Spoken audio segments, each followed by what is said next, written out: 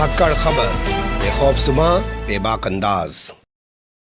धाकड़ खबर के news room से मैं आपके साथ हूं अकरम रईस खान। कोर्ट संबंधित खबरों का ताजा बुलेटिन लेकर एक बार फिर से आपके सामने हाजिर हो गया हूं। आज के बुलेटिन में 10 अहम खबरें जिनसे आपको रूबरू कराने जा रहा हूं। लेकिन आगे बढ़ने से पहले छोटी सी अपील है। आज है 7 अप्रैल और कल होगा 8 अप्रैल। कल शाम 5 बजे धाकड़ खबर के साथ लाइव जरूर जुड़िएगा। एडवोकेट नंदिता झा बताएंगी कि किस तरीके से एफआईआर दर्ज की जानी चाहिए, क्या क्या ख्याल रखा जाना चाहिए, क्या क्या सावधानियां बरतनी चाहिए और एफआईआर अगर पुलिस दर्ज ना करे तो आप क्या कर सकते हैं। लाइव सेशन होगा, करीब 1 घंटे का चलेगा। आप लोग डायरेक्ट भी अपने सवाल पूछ सकते हैं कमेंट्स के रूप में और इसके अलावा आज भी इस प्रोग्राम में भी आप लोग कमेंट्स करके अपने सवाल रख सकते हैं। उन्हें भी हम लोग कल शामिल करने की कोशिश करेंगे। तो कल शाम पहला शो होने जा रहा है। इसके बाद आप लोगों की अगर जैसी वो रहेगी तो हर हफ्ते इसको कंटिन्यू करने की कोशिश करेंगे। चलते हैं पहली खबर की तरफ। पहली खबर हमारे पास बॉम्बे हाई कोर्ट से आ रही है। काफी महत्वपूर्ण खबर है। भोंपू मीडिया के दलाल चाटुकार दंगाई पत्रकार अब ऐसी खबर आपके सामने नहीं बताएंगे। टिकटॉक याद है ना? टिकटॉक क्या कहते थे, बहुत सारे लोगों का एक ऐप था जिसमें बहुत सारे लोग अश्लील वीडियो भी बनाने लग जाते थे, चाहे वो लड़के थे चाहे वो लड़कियां थी। उसी टिकटॉक की एक कंपनी है, उसके बैंक खातों पर जीएसटी ने फिलहाल रोक लगा रखी थी। टैक्स चोरी का आरोप लगा रखा था, लेकिन अब बॉम्बे हाईकोर्ट ने उसके बैंकों के संचालन पर से रोक हटा दी है। उसे इजाज़त दे दी है कि भैया 89 करोड़ यानी कि 89 करोड़ रुपए किसी सरकारी बैंक में फिक्स कर दो, क्योंकि तुम्हारे पे इतनी टैक्स चोरी का मुकदमा जीएसटी ने दर्ज कर रखा है, ये आरोप लगा रखा है। और अपने खाते जो है बाकी पैसे का संचालन, अपना लेन देन जो है वो भी करते रहो। जस्टिस अभय आहूजा और जस्टिस पी देशमुख की बेंच ने टिकटॉक की जो कंपनी है जिसका नाम बताया जा रहा है बाइट डांस, उसको ये बड़ी राहत दी है। बता दें, पिछले साल जून के महीने में गलवान में हुए हमले के दौरान जब भारतीय जवान शहीद हो गए थे तो उसके बाद चाइना के बहुत सारे ऐप पर रोक लगा दी गई थी, उन पर बैन लगा दिया गया था। उसी में इस कंपनी का बाइट डांस का एक ऐप भी था टिकटॉक, और उसी के बाद इस कंपनी पर जो है टैक्स चोरी का जो है केस किया गया था और उसके खातों को सील कर दिया गया। लेकिन अब उस पर से रोक हाईकोर्ट ने हटा दी है। अब तो ना बताने का ना कोई, समझ गया ना क्यों नहीं बताने का। अगली खबर का रुख कर लेते हैं। भ्रूण में खराबी के चलते 24 हफ्ते का गर्भ गिराने की कोर्ट ने इजाज़त दे दी है। ये बड़ी खबर है जो दिल्ली हाई कोर्ट से हमारे पास आ रही है। दिल्ली हाई कोर्ट की जस्टिस प्रतिभा एम सिंह ने ये फैसला सुनाया है एक महिला से जुड़े हुए मामले को लेकर। महिला का कहना था कि वो खुद दिल की मरीज़ है और अभी जो डॉक्टर ने फिलहाल जाँच की है उससे उसे पता चला है कि उसका जो गर्भ है उसको कई सारी संक्रमित बीमारियाँ हैं और दुनिया में आने के बाद वो उन बीमारियों से पीड़ित रहेगा, सही से ज़िंदगी नहीं जी पाएगा। यही नहीं, प्रसव के दौरान जो है इस महिला की जान को खतरा भी पैदा हो सकता है। तो इसने कहा हाई कोर्ट जाके कि मुझे इजाज़त दी जाए ताकि मैं अपना गर्भपात करा लूं। तो पूरे मामले पर एक मेडिकल बोर्ड बनाया गया, मेडिकल बोर्ड से रिपोर्ट तलब की गई, मेडिकल बोर्ड की रिपोर्ट आ गई। उसके बाद इस महिला को गर्भपात कराने की इजाज़त दे दी गई है। बता दें, कुछ नियम हैं, कुछ हफ्तों के बाद आप जो है इस तरीके से गर्भपात नहीं करा सकते हैं। कुछ विशेष परिस्थितियाँ होती हैं, उसमें अदालत से मंजूरी लेकर ही डॉक्टर गर्भपात करते हैं, वरना अवैध रूप से तो बहुत सारी जगह को बहुत कुछ हो ही जाता है। अगली खबर का रुख कर लेते हैं।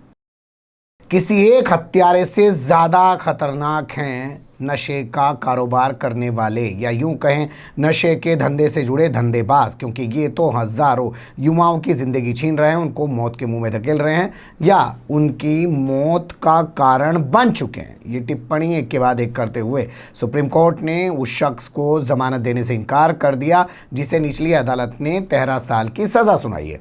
चंडीगढ़ हाईकोर्ट पहुंचा था वो, चंडीगढ़ हाईकोर्ट ने भी उसकी सज़ा को बरकरार रखा था, लेकिन वो फिर पहुंच गया सुप्रीम कोर्ट और अपनी सज़ा माफ़ कराना चाहता था। लेकिन सुप्रीम कोर्ट के जस्टिस DY चंद्रचूड़ और उनके साथ अमर शाह की बेंच ने कहा कि सिर्फ हम इस पर विचार नहीं करेंगे कि उसको ज़मानत दी जाए या ना दी जाए, इस पर भी विचार करेंगे कि आखिर वो किस मामले से जुड़ा हुआ है। चंडीगढ़ हाईकोर्ट जिसे मैं कहता हूं उसे आप लोग हरियाणा और पंजाब हाईकोर्ट कह सकते हैं। 1 किलो हेरोइन मिलने के मामले में ये शख्स गिरफ्तार हुआ था जिसको निचली अदालत ने 13 साल की सज़ा सुनाई थी और इस मामले में ये अपने आप को बचाने के लिए अब सुप्रीम कोर्ट तक दौड़ लगा रहा था, लेकिन सुप्रीम कोर्ट ने भी इसको राहत देने से इनकार कर दिया। अगली खबर का रुख कर लेते हैं।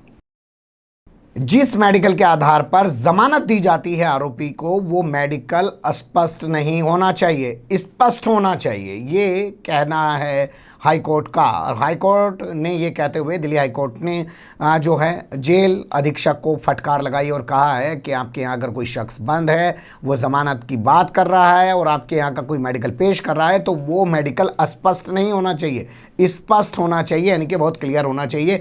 बहुत से ऐसे मेडिकल पेश कर दिए जाते हैं जिनको जज साहिबान भी नहीं पढ़ पाते हैं। और कहा कि हमारा यह आदेश दिल्ली की तमाम जेलों तक पहुंचाने की जो है हिदायत दी है। 2017 में एक हत्या हो जाती है। हत्या के मामले में जो आरोपी है उसको पुलिस गिरफ्तार कर लेती है, लेकिन वो ज़मानत पे छूट जाता है, इसके बाद फ़रार हो जाता है। फिर उसकी तलाश की जाती है, फिर उसको पकड़ा जाता है नवंबर 2018 में।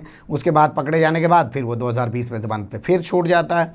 छूट जाने के बाद वो फिर फ़रार हो जाता है। इसी बीच जो उसने अपना मेडिकल दिया था ज़मानत के लिए, तो इसमें जो पीड़ित परिवार है वो पहुँच जाता है इस पूरे मामले को लेकर हाई कोर्ट। पीड़ित परिवार का नाम हमारे पास है हिमांशु डबास। वो पहुंच जाते हैं कि साहब बताइए ये इस तरीके का मेडिकल दे रहा है, कुछ स्पष्ट समझ में आ रहा है, आप ही की समझ में आ रहा हो तो बता दो। तो जज भी मानते हैं कि हाँ मेडिकल अस्पष्ट है, स्पष्ट नहीं है। और इस तमाम मामले को देखते हुए वो कहते हैं कि आगे से इन चीज़ों का ध्यान रखा जाना चाहिए। अगली खबर का रुख कर लेते हैं। जंगलों में लगी आग पर उत्तराखंड हाईकोर्ट ने लिया स्वतः संज्ञान और उत्तराखंड की बीजेपी सरकार से जवाब तलब कर लिया इस पूरे मामले के अंदर। जब आग लगने की घटनाएं हर साल होती हैं, ध्यान से सुनिएगा, जब आग लगने की घटनाएं हर साल होती हैं तो इसके लिए कोई ठोस जो है लाया अमल तैयार क्यों नहीं किया जाता, कोई नीति क्यों तैयार नहीं की जाती है, कोई योजना पहले से क्यों नहीं बनाई जाती है। ये सवाल उठाते हुए हाई कोर्ट ने PCCF यानी कि प्रमुख वन संरक्षक अधिकारी जो हैं उनसे जवाब तलब कर लिया, जिनका नाम हमारे पास है राजीव भरतरी। पूछा है कि ऐसा क्यों नहीं किया जा रहा है। एक और कोरोना बढ़ रहा है, लोगों को दिक्कतें हो रही हैं, दूसरी ओर जंगल जल रहे हैं, ऐसे में लोगों को ऑक्सीजन की कमी हो जाएगी बढ़ते कोरोना के चलते, और जंगल अलग जल जाएंगे तो ये तो ज़्यादा नुकसान होगा। और हर साल ऐसा होता है, तो क्यों कोई ठोस नीति नहीं बनाई जा रही है। चीफ जस्टिस RS चौहान और उनके साथ जस्टिस आलोक कुमार वर्मा की बेंच ने ये जो स्वतः संज्ञान लिया है वो लिया है in the matter of protection of forest area health and wild life द्वारा, एक संस्था है उसके द्वारा लिखे गए पत्र को जनहित याचिका मानकर ये जवाब तलब कर लिया है।